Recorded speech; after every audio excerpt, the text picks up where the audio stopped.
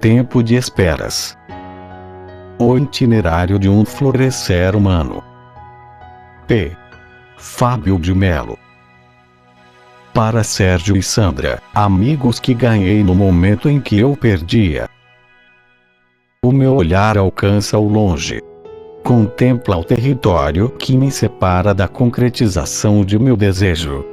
O destino final que o olhar já reconhece como recompensa, aos pés se oferece como lonjura a ser vencida.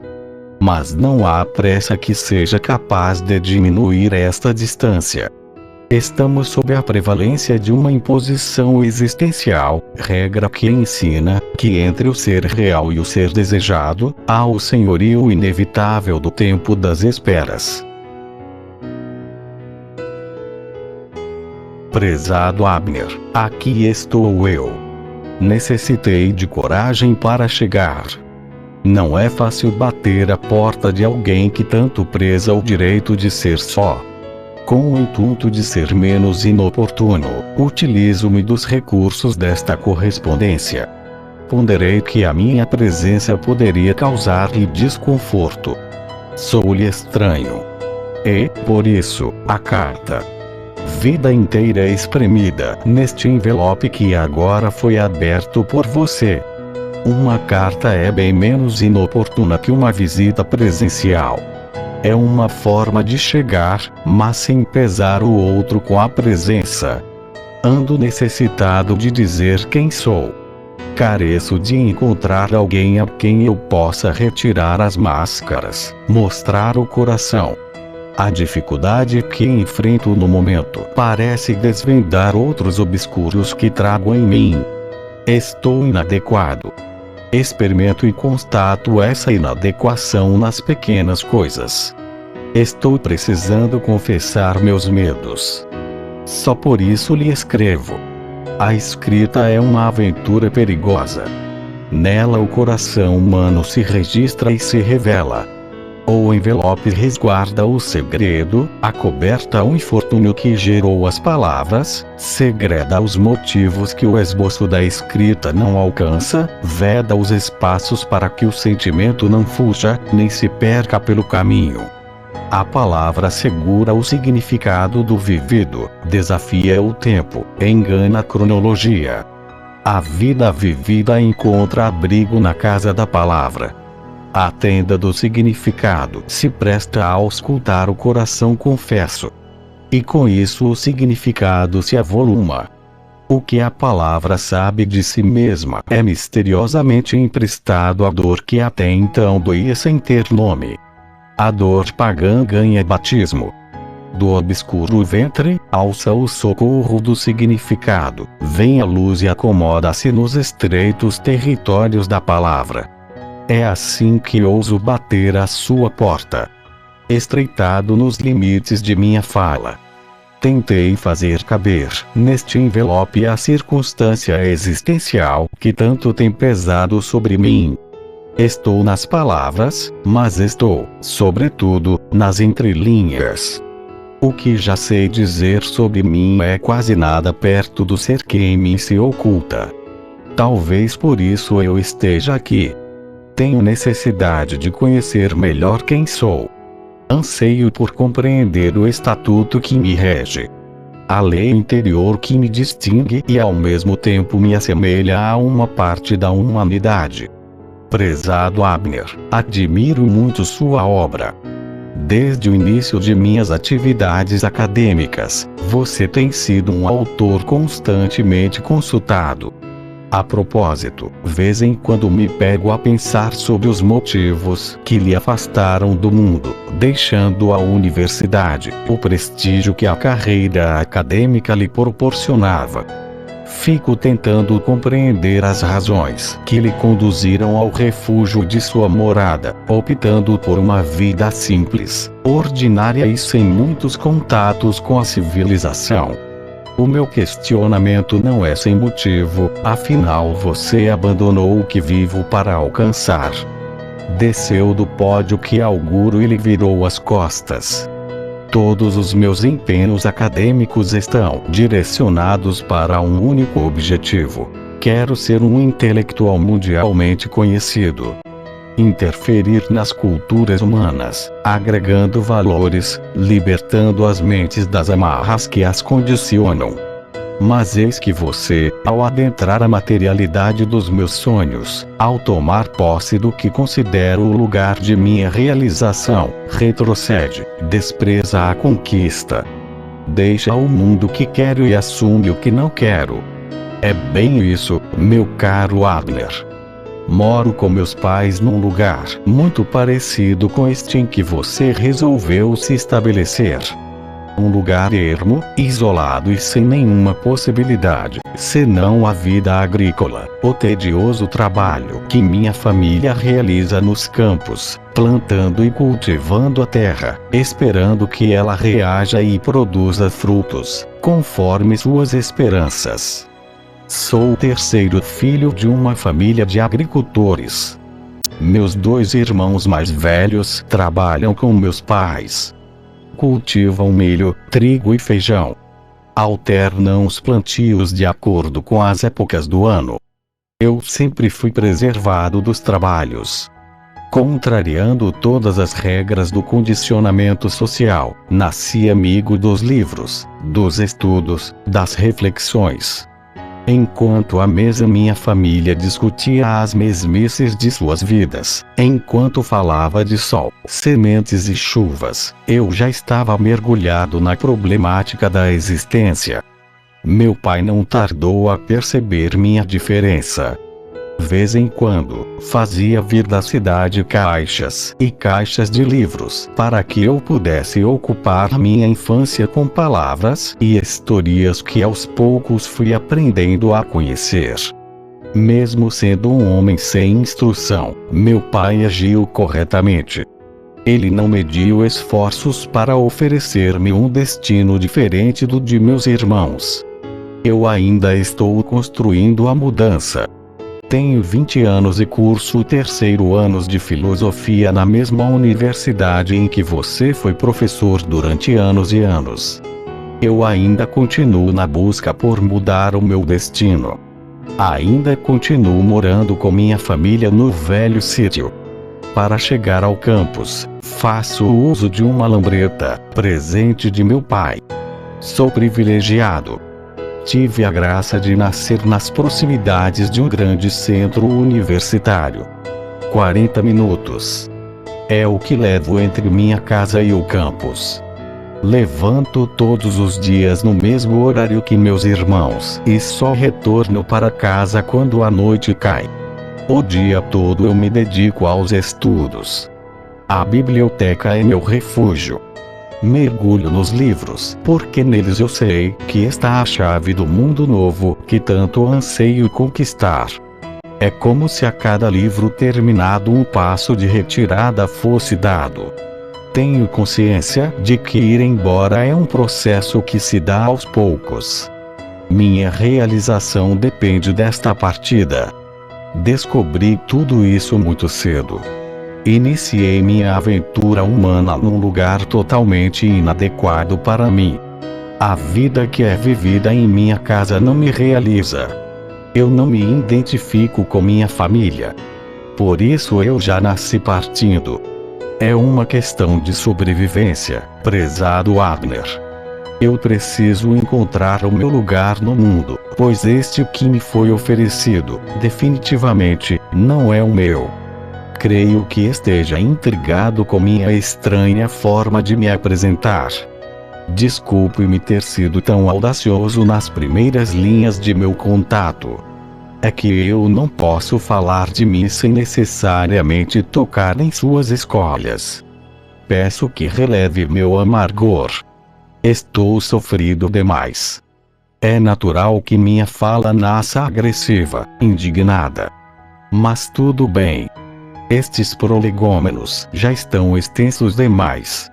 Quero lhe dizer que estou escrevendo encorajado por um amigo que temos em comum, o professor Lamartine.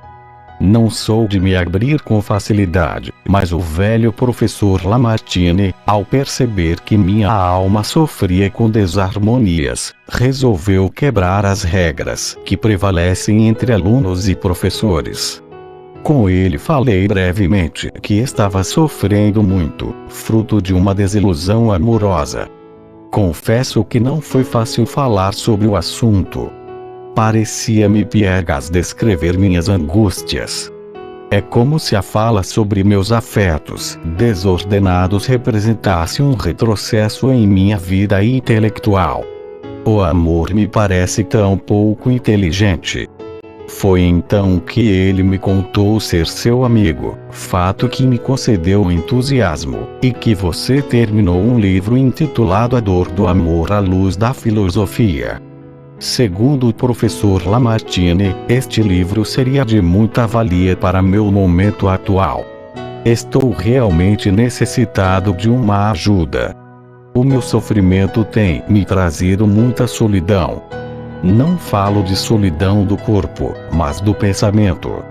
Além do velho professor Lamartine, eu não tenho ninguém com quem desabafar o tormento pelo qual estou passando.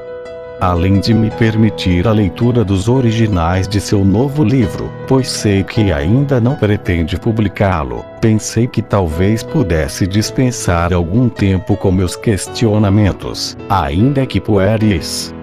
Posso ter o prazer de ler os originais de sua obra. E, se posso, seria possível um contato para discutirmos as questões que certamente a obra despertaria em mim. Com meu respeito e minha admiração, Alfredo.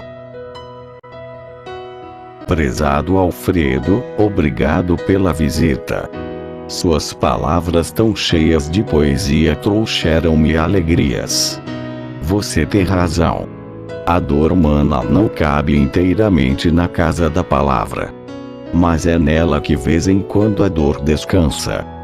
Dor que não recebeu o abrigo da palavra corre o risco de virar amargura. Por isso a reflexão é tão salutar aos que sofrem. Refletir é o mesmo que erigir casas. Quanto mais conheço os vocabulários humanos, quanto mais eu mergulho no mistério dos significados, muito mais eu construo casas para abrigar minhas angústias. A palavra é um socorro à alma humana, meu caro Alfredo. Os poetas e escritores sabem disso.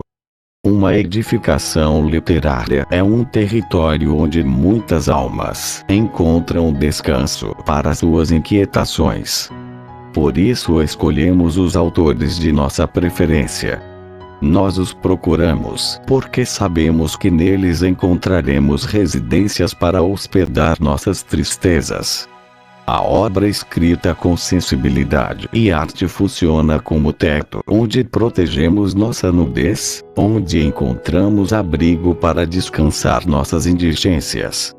Confesso que fiquei curioso para encontrar sua alma escondida nas casas de suas palavras.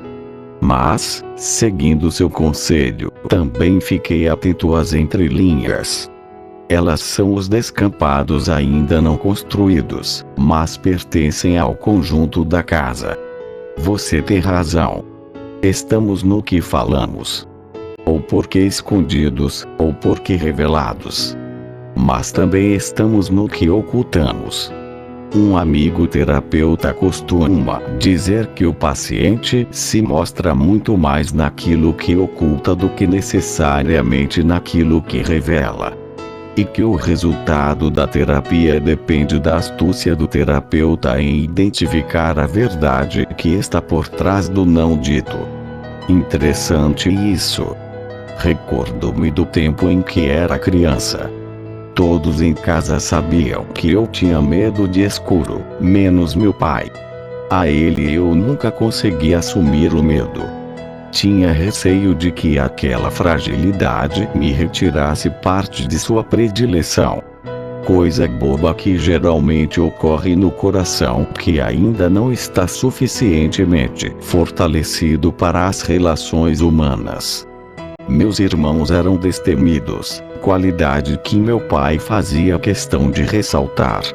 Ocorria-me a possibilidade de que aquele medo me tornasse menos filho, menos amado, menos admirado.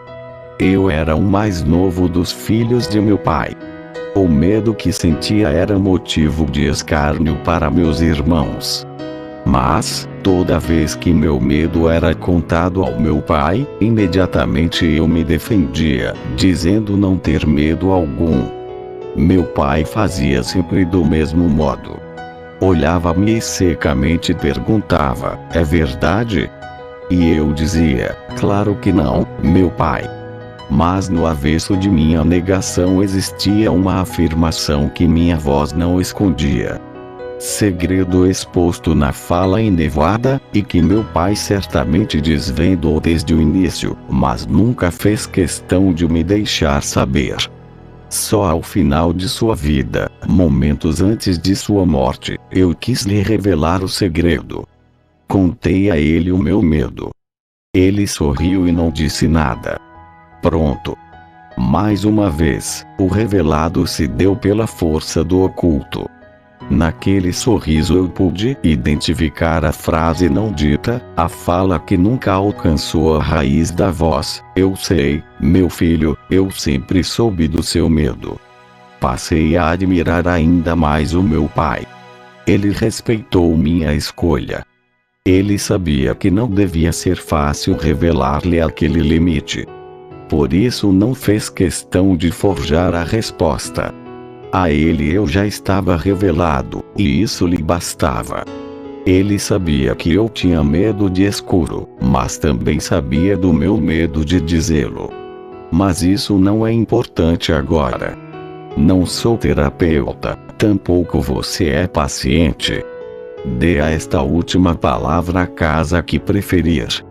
Considerei que suas declarações estão repletas de juventude. Obrigado por me confidenciar suas pressas e ansiedades. Nelas eu encontro um bilhete que me permite um retorno aos tempos idos de minhas procuras, tempo em que o coração desejava, mas não saboreava o desejo. Não se preocupe. Sofrer de juventude é destino inevitável à condição humana. Talvez seja por isso que você tenha concluído que hoje ocupo o lugar do seu rejeito, e que então estejamos em lugares semelhantes, mas portadores de satisfações opostas.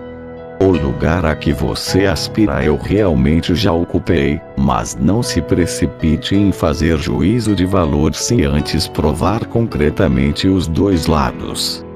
Diamante na vitrine brilha muito mais que quando em nossas mãos. Por enquanto, você só conhece um dos sabores. Espere o momento da síntese, depois de ter se servido dos dois banquetes. Só então você poderá dizer qual sabor é de seu agrado. Eu também vivi processo semelhante. Gostei de sua expressão nascer partindo. Ela também me define. Ao contrário de você, nasci num contexto de muitos recursos. Fui encaminhado ainda na adolescência para a Europa, onde iniciei uma carreira intelectual que me resultou muitos reconhecimentos e prestígios.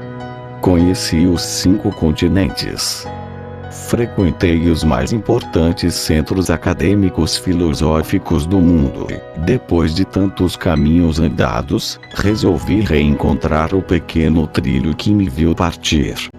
Hoje moro numa antiga propriedade de meu pai, este lugar ermo, como você tão bem definiu.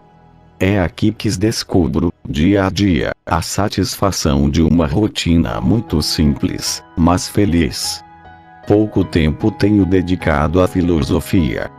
Troquei o ardiloso mundo das especulações filosóficas pelo conforto das artes, da literatura e da jardinagem. As muitas andanças atrás da verdade do mundo me desgastaram, meu caro Alfredo. Não quero mais o cansaço dos argumentos. Estou farto das discussões especulativas, das mesas redondas em que as pessoas procuram prevalecer sobre as outras, todas elas vaidosas e ávidas por darem o lustre que o ego carece para não perder o prestígio, a ilusória sensação de que as questões humanas foram por elas finalmente decifradas e que podem ser armazenadas e discorridas num curto espaço de páginas. Descobri que não quero mais carregar este ônus. O vento da simplicidade finalmente soprou sobre mim. Chegou quando eu não esperava por ele. Pediu calma, serenidade, e eu resolvi obedecer. É interessante observar os movimentos de nossas mudanças interiores. Nem sempre sabemos identificar o nascimento da inadequação que gera todo o processo. O fato é que um dia a gente acorda e percebe que a roupa não nos serve mais. Como se no curto espaço do descanso de uma noite a alma sofresse dilatação, deixando de caber no espaço antigo onde antes tão bem se acomodava. É inevitável. Mais cedo ou mais tarde, os sonhos da juventude perdem o viço. O que antes nos causava gozo, aos poucos, bem aos poucos, deixa de causar. Essa é a razão de estar aqui, meu caro Alfredo. Estou obedecendo ao meu coração. Ele me pediu que voltasse ao lugar que antes desprezei, e, para minha surpresa, aqui encontrei o que estava necessitando. A viagem de retorno tem sido tão fascinante quanto foi a de partida. Com isso eu concluo que a felicidade não é lógica. Por vezes ela quebra todas as regras que dela conhecemos. Fico muito honrado com a sugestão de Lamartine. Mas cuidado! Ele é um grande amigo, e amigos costumam nos enxergar muito melhor do que somos. A obra é recente. Ela ainda respira os primeiros ares da existência. Por isso não quero publicá-la. É provável que ainda venha a sofrer modificações. O livro não pode ser publicado imediatamente ao seu término. O tempo da maturação é importante. Escrever é como fazer pão. O tempo da fermentação é indispensável, pois é ele que faz com que o pão cresça antes de ser levado ao forno. Antes da publicação, a fermentação das palavras. O motivo é um só. As palavras podem ser traiçoeiras. Por isso gosto de oferecer-lhes descanso. Para que eu esteja certo de que todas elas mereçam pertencer ao texto. Só depois do descanso da palavra é que podemos sentir o seu sabor. Por isso gosto que amigos leiam meus livros antes de publicá-los. A mesma coisa fazia o meu pai com sua produção de queijos. O envelhecimento era fundamental para a identidade de cada peça. Vez em quando, ele recebia um ou outro amigo para oferecer provas dos queijos armazenados. As opiniões eram importantes. A palavra também precisa envelhecer. A maturidade da obra é que lhe concederá a perenidade. A dor do amor à luz da filosofia é a primeira produção neste tempo de exílio. Também gosto dela. A dor que o amor nos causa sempre foi motivo de assombro para mim, mas nos últimos anos de minha vida a teoria alcançou as páginas reais de minha vida. O sofrimento sentido alçou a velha curiosidade que sempre me acompanhou. Por isso quis mergulhar na questão. A filosofia oferece uma leitura profícua deste desconforto. Não me importaria em permitir sua leitura, mas confesso que não costumo confiar originais a pessoas estranhas. Importaria se antes de enviá-la pudéssemos trocar alguma correspondência. Afinal, o livro é uma espécie de testemunho. Nele eu confesso e reflito sobre o que confesso. É íntimo, entende? Não é confortável confiar a intimidade a alguém a quem pouco, ou quase nada, conhecemos. Antes do envio da obra, o estreitamento dos laços. A troca de correspondência nos facilitará a quebra da estranheza. Sugiro que a gente comece pela história que você tem para contar. Se há uma desilusão amorosa ameaçando seu equilíbrio pessoal, é porque uma história de amor foi vivida. Pode ser. Aguardando, despeço-me. Abner. Dar um passo na direção desejada já é chegar.